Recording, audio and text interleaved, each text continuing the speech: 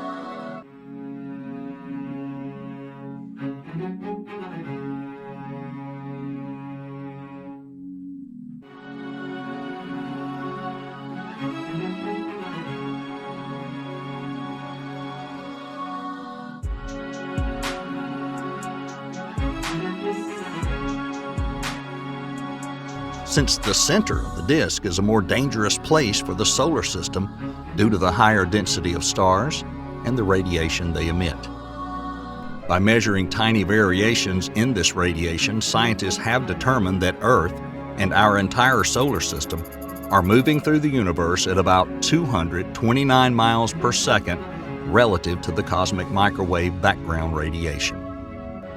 At this point, it's no longer a stunning revelation to anyone that Earth is far from stationary, but rather a tiny but important part of a complex system of celestial movements.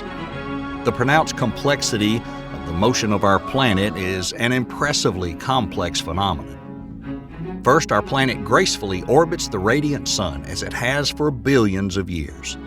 But that's just the tip of the iceberg.